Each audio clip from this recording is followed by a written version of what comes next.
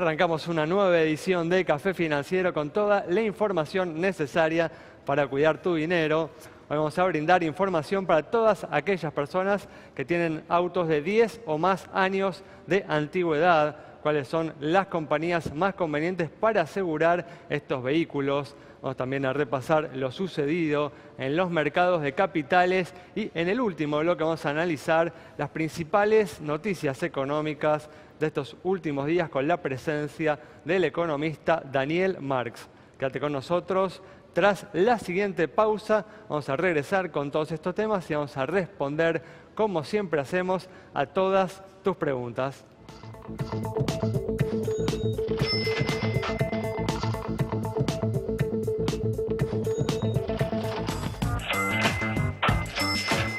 Estamos aquí con la presencia de Yamila Escala. También está con nosotros Gastón Moltracio para hacer el repaso habitual de lo sucedido en los mercados de capitales. No contamos hoy con la presencia de Santiago Chelala, que regresará en los próximos días de sus vacaciones. ¿Qué tal? ¿Cómo andan? Muy bien, ¿cómo les ¿Qué tal, va? Ale? Gracias por estar aquí una vez más. También vamos a tener hoy información de bancos con Agustina Martínez Bassi en el próximo bloque.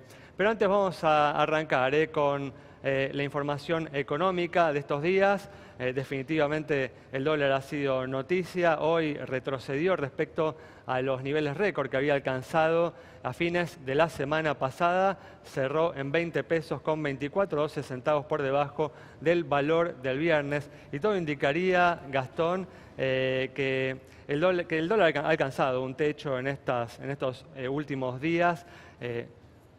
Parece difícil, ¿no?, que el gobierno permita que suba mucho más allá de los valores actuales, teniendo en cuenta, ¿no?, el objetivo de inflación del 15%, que ya resultaba, ¿no?, difícil de alcanzar antes de que conociéramos, ¿no?, las subas que ha tenido la moneda americana en estas últimas semanas, ¿no?, y que ha agregado, ¿no?, presión a los precios y también a las negociaciones salariales, ¿no?, que están comenzando y se van a extender en las próximas semanas, ¿no?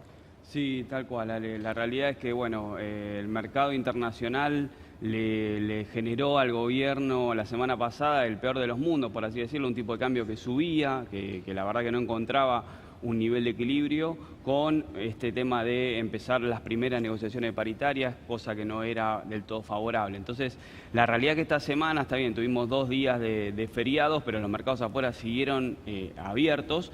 Y bueno, lo que se vio fue que esa exacerbación, esa aversión al riesgo desmedida que vivimos la semana pasada en los mercados internacionales y en las monedas domésticas, es decir, las monedas de todos los países latinoamericanos, bueno, la realidad es que hoy y entre el lunes y el martes también empezaron a ceder, con lo cual eso se vio reflejado en la divisa, en la relación peso-dólar que tenemos acá en Argentina. A mí me sorprendió, Gastón, que el Banco Central, que las entidades oficiales no intervinieran antes y con más decisión, ¿no?, teniendo en cuenta el impacto que tiene en nuestro país un aumento del dólar sobre la inflación, ¿no?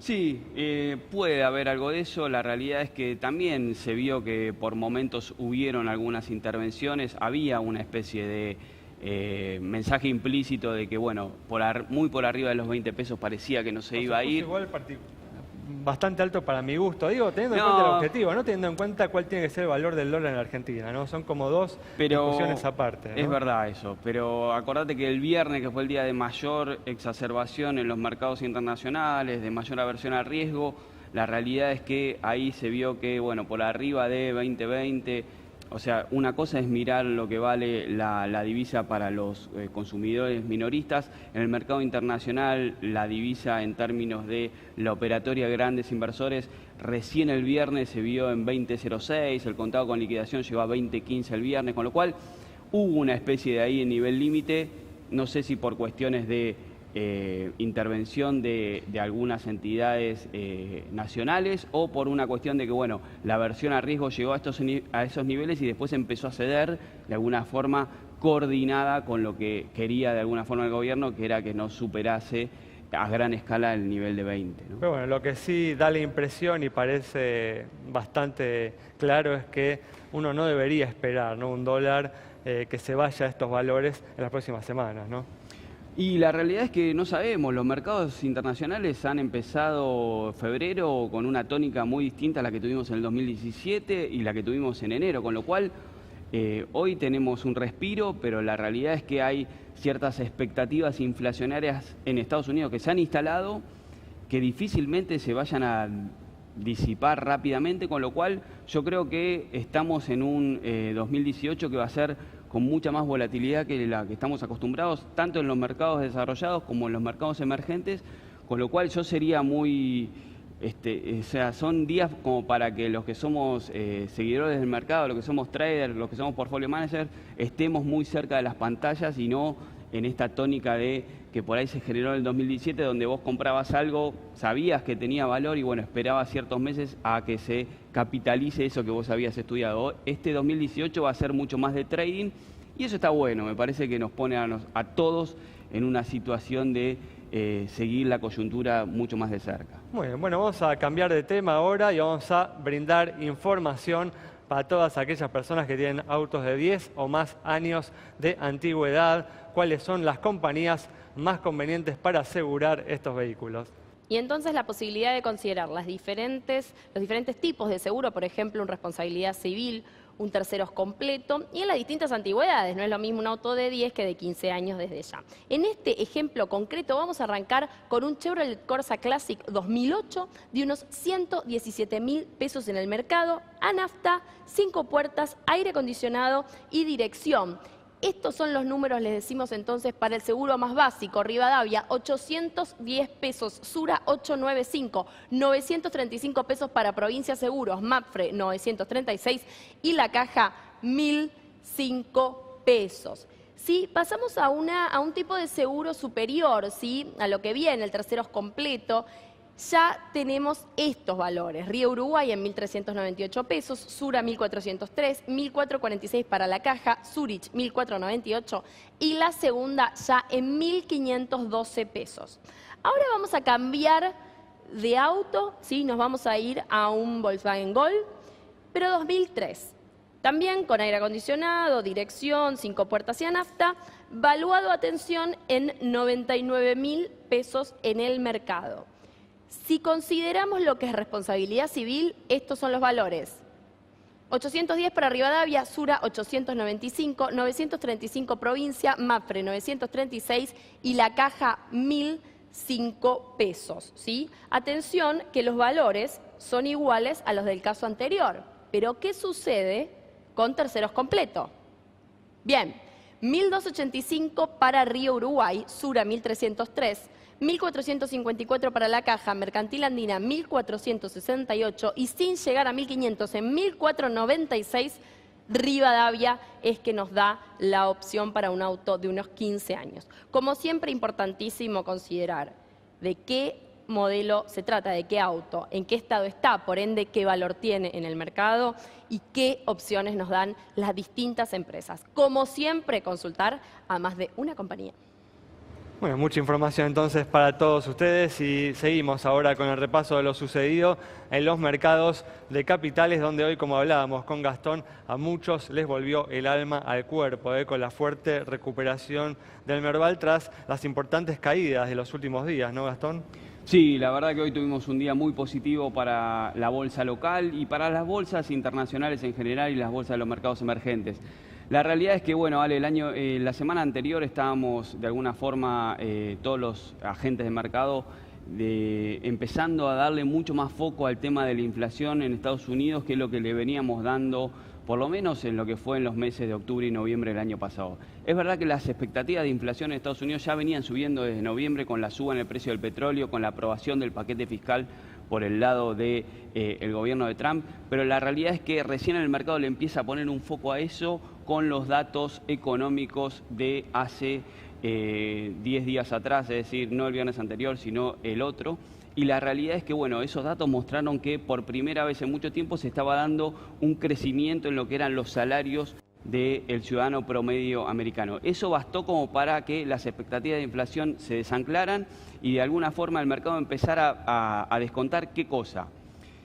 En los últimos años, el tema de que los bancos centrales estuvieron operando a favor de generar esa liquidez global hizo que de alguna forma algunas valuaciones de las compañías americanas y de los mercados internacionales se vienen exacerbadas.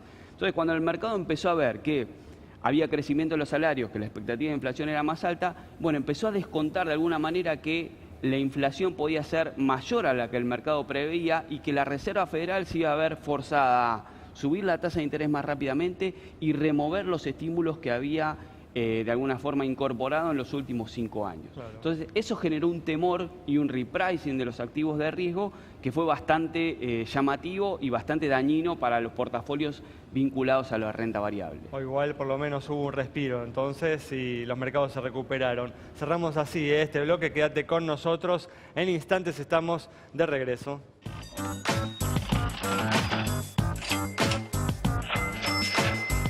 Estamos aquí nuevamente y vamos a comenzar a responder como hacemos siempre todas tus consultas. Vamos a comenzar con las preguntas sobre el estado de las entidades financieras y mientras tanto te vamos a hablar sobre el lanzamiento de una nueva tarjeta.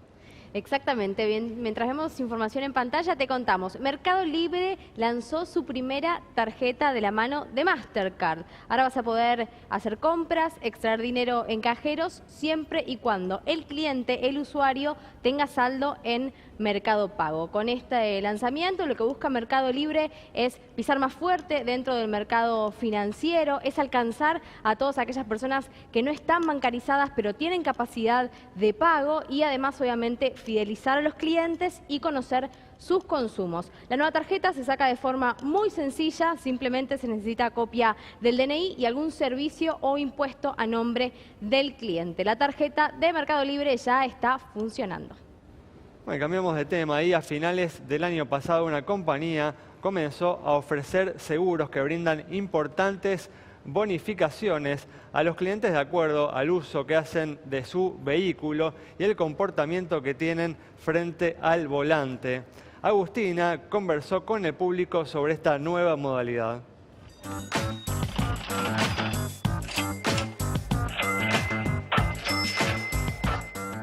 Café Financiero le preguntó a los automovilistas si están al tanto de esta novedad y si les interesaría contratar un seguro con estas características.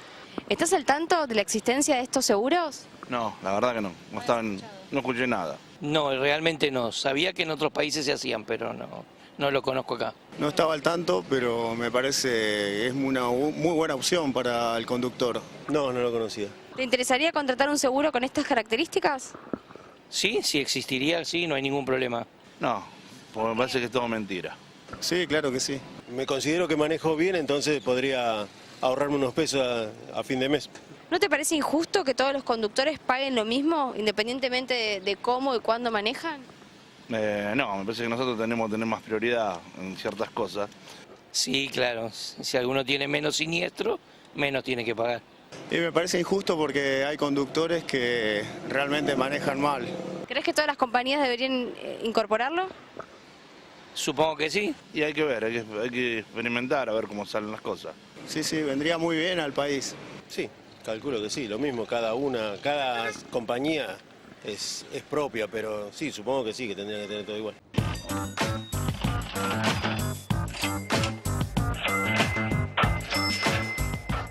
Una interesante iniciativa, con los seguros tradicionales. Los buenos conductores subsidian a los malos y esto indiscutiblemente no es justo.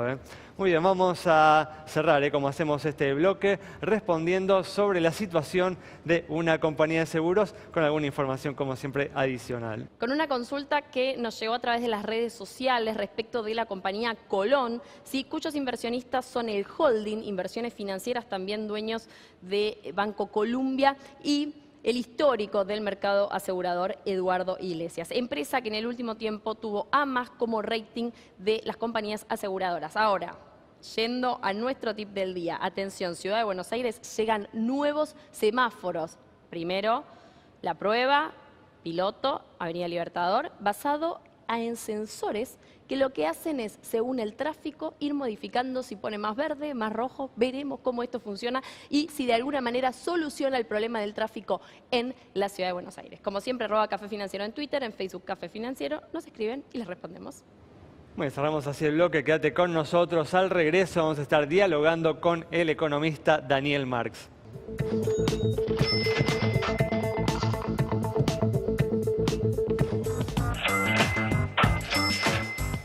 Bien, aquí estamos con la presencia del economista Daniel Marx para analizar los hechos más destacados en materia económica de estos últimos días. ¿Qué tal, Daniel? ¿Cómo andás? Buenas tardes, bien, ¿cómo estás? Gracias por estar una vez Un más gusto, aquí. sí.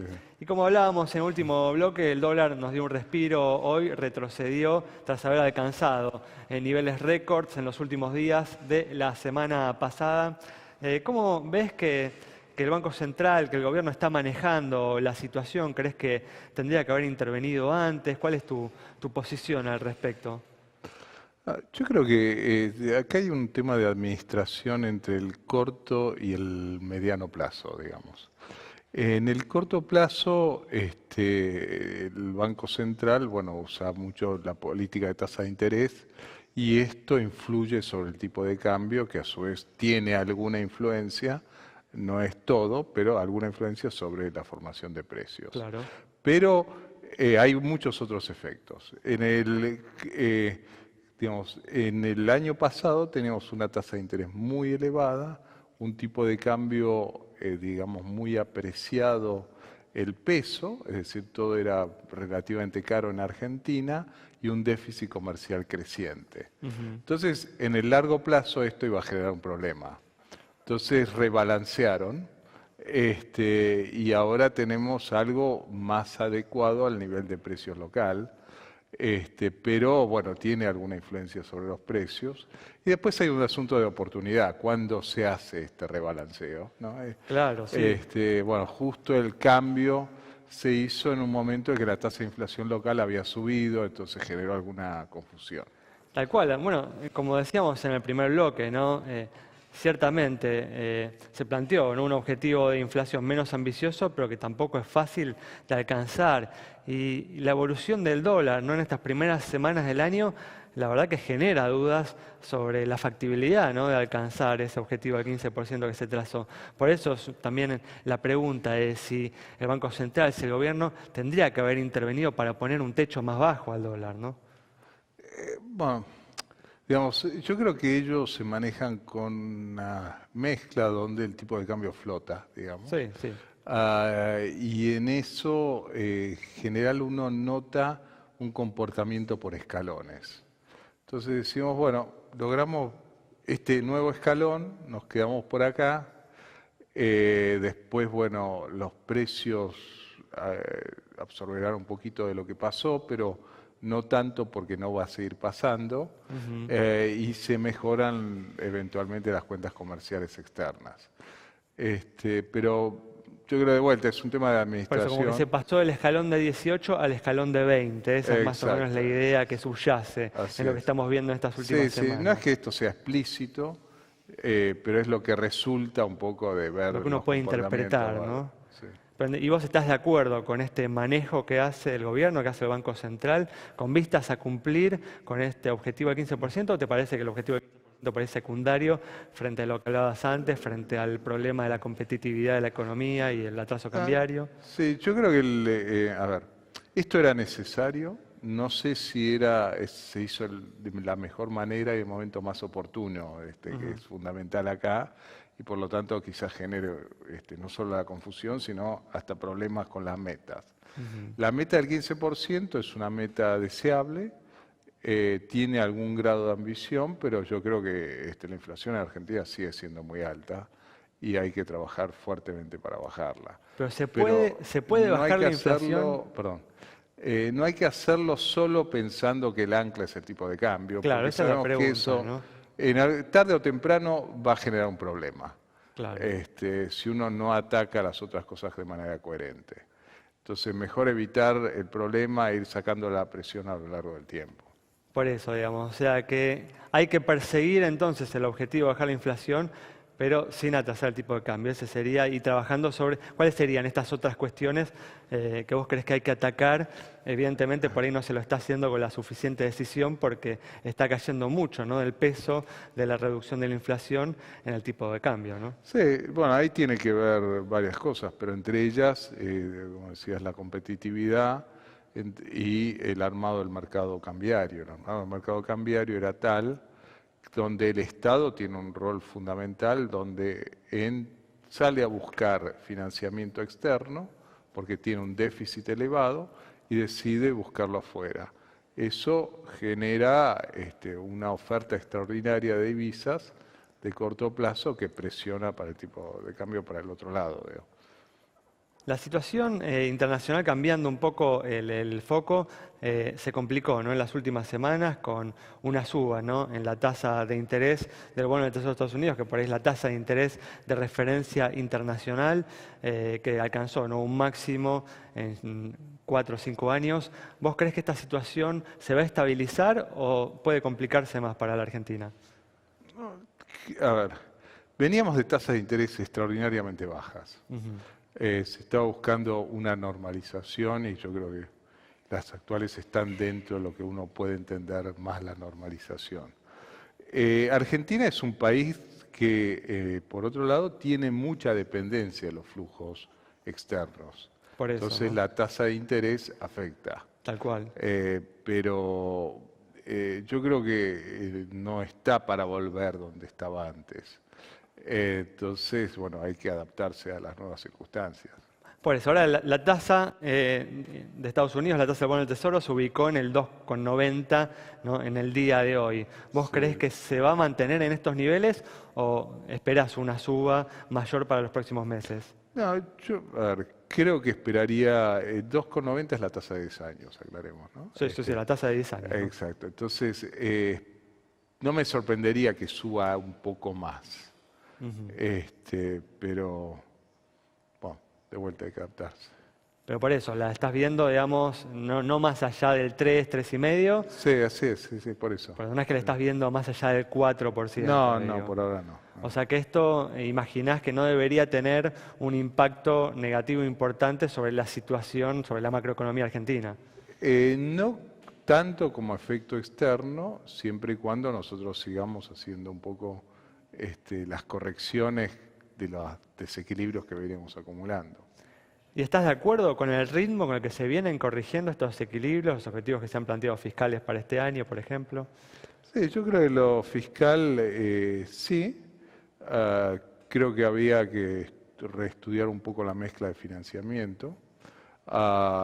Y bueno, después vienen todas las cuestiones de competitividad, que son otro tipo de cosas que hay que ir corrigiendo y donde yo creo que ahí hay un trecho importante a recorrer que estamos empezando recién a diagnosticar y a atacar en menor medida.